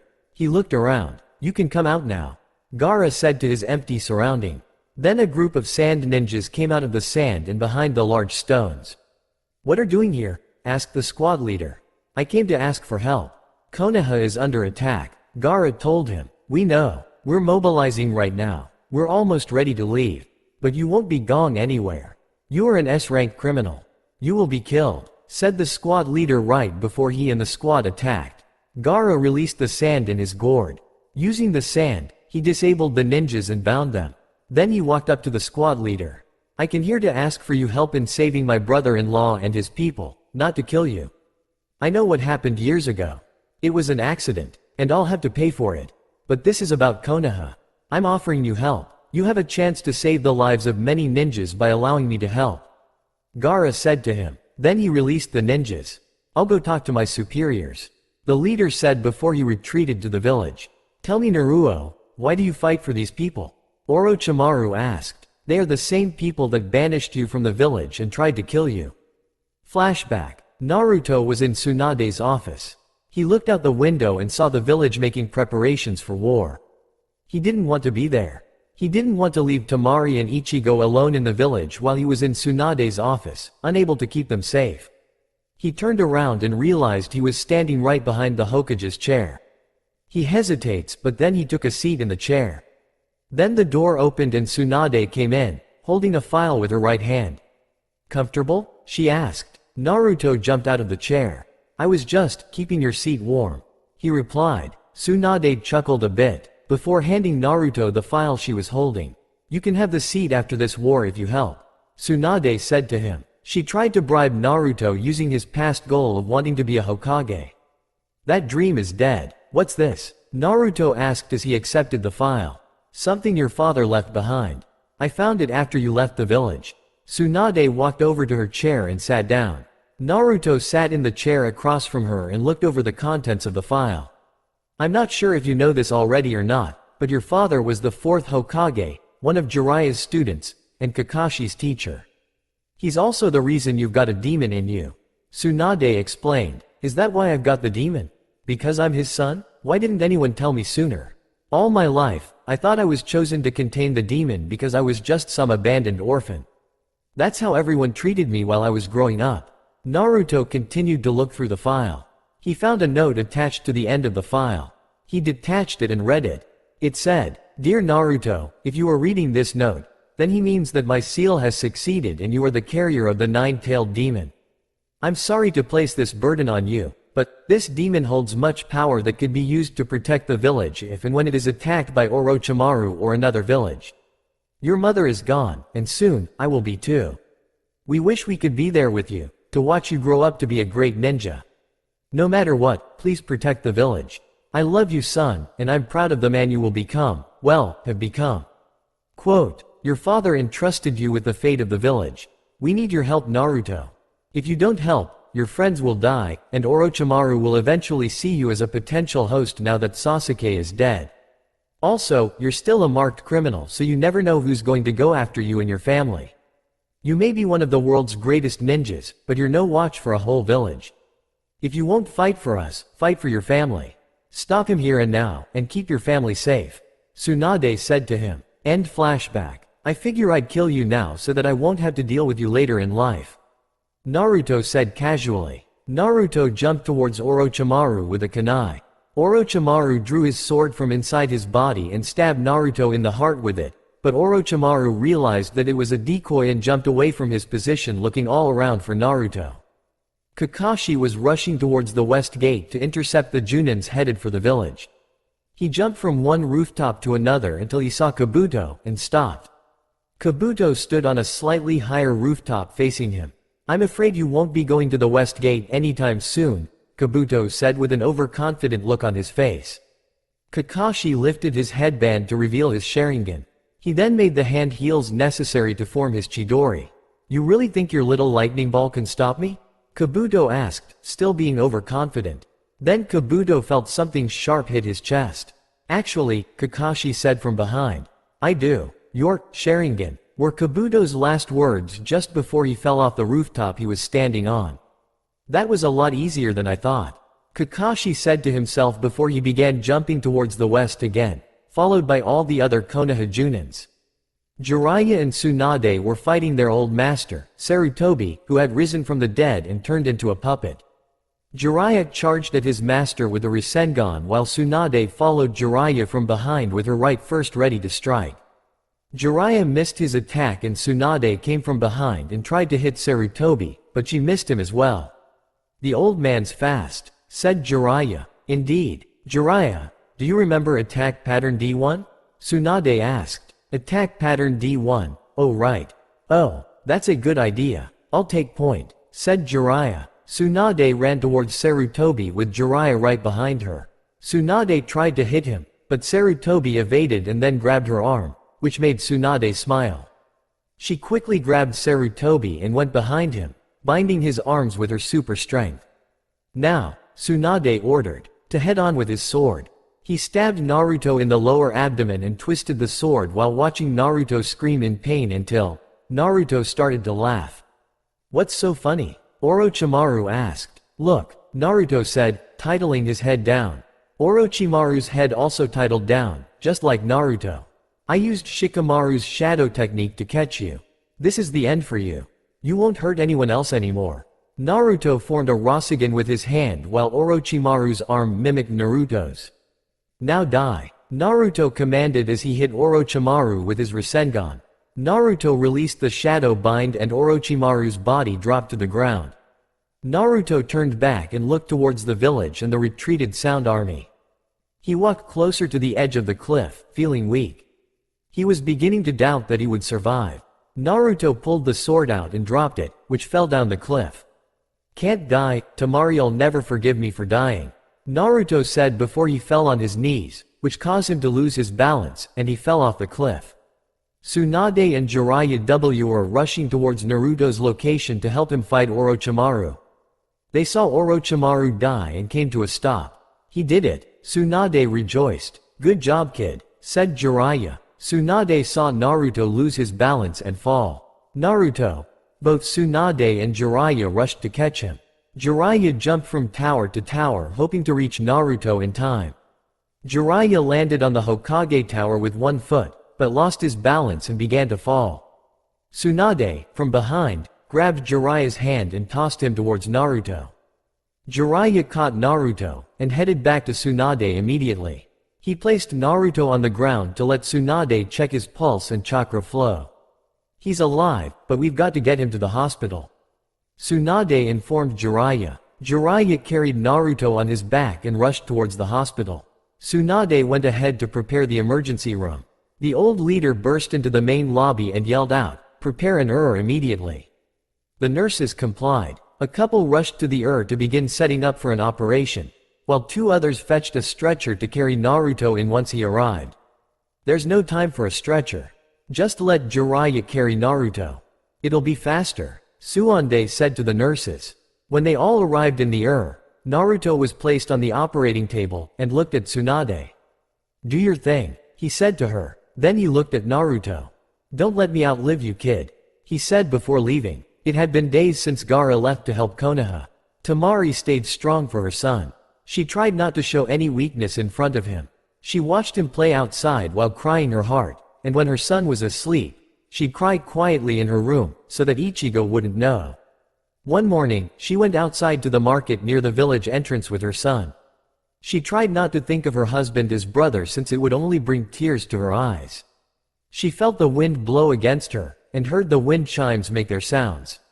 Ichigo turned his head right towards the village entrance. He then hugged on his mother's hand.